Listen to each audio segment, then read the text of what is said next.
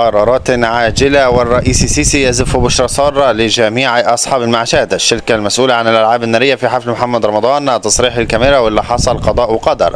ورئيس اتحاد المهن الطبية رفع المعاش الشهري إلى 2000 جنيه بدءا من أكتوبر المقبل. محمد رمضان يطرح أغنية يلا يلا بعد حادث حفل الساحل، ويعلق بلاش مزايدات، ده تعاقد مع شركة أجنبية.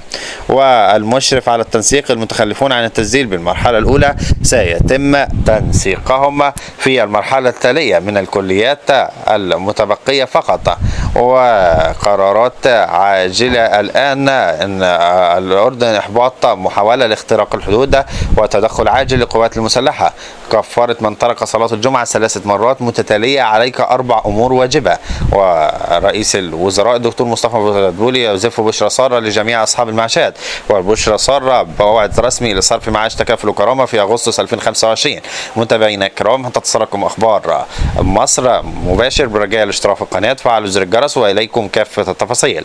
حيث تواصل وزارة التضامن الاجتماعي جهودها في دعم الفئات الأكثر احتياجا من خلال برنامج تكافل وكرامة، والذي يعد من أبرز البرامج الحماية الاجتماعية في مصر. ويهدف هذا البرنامج إلى توفير دعم مالي شهريا للفئات الهشة، وعلى رأسها الأسر الفقيرة وذوي الإعاقة والمسنون والمرأة المعيلة والأطفال فاقد العائل. وأعلنت وزارة التضامن الاجتماعي أن صرف معاش تكافل وكرامة لشهر أغسطس 2025 سيبدأ رسميا اعتبارا من يوم الخميس الموافق 15 أغسطس 2025، على أن يتم الصرف من خلال المنافذ المعتمدة لضمان سهولة وصول المستحقات لمستفيدي البرنامج.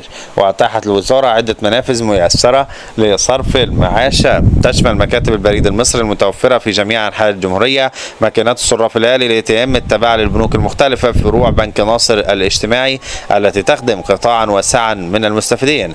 ووفرت وزارة التضامن الاجتماعي خدمة إلكترونية تسهل على المواطنين الاستعلام عن قيمة المعاش دون الحاجة للذهاب إلى الجهات الحكومية، وذلك من خلال الدخول على بوابة الاستعلام والشكاوي الخاصة ببرنامج تكافل وكرامة. واختيار برنامج تكافل وكرامة، إدخال الاسم الرباعي للمستفيد، تحديد الشهر المطلوب، معرفة تفاصيله، كتابة رقم الهاتف المسجل مسبقا، والضغط على زر الاستعلام لعرض بيانات المعاش المستحقة.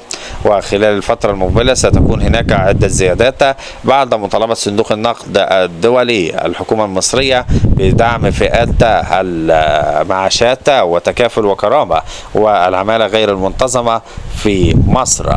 متابعينا الكرام، هتتصلكم أخبار مصر مباشر برجاء الاشتراك في القناة من الزرار الأحمر أسفل هذا الفيديو، تفعلوا زر الجرس، والسلام عليكم ورحمة الله وبركاته.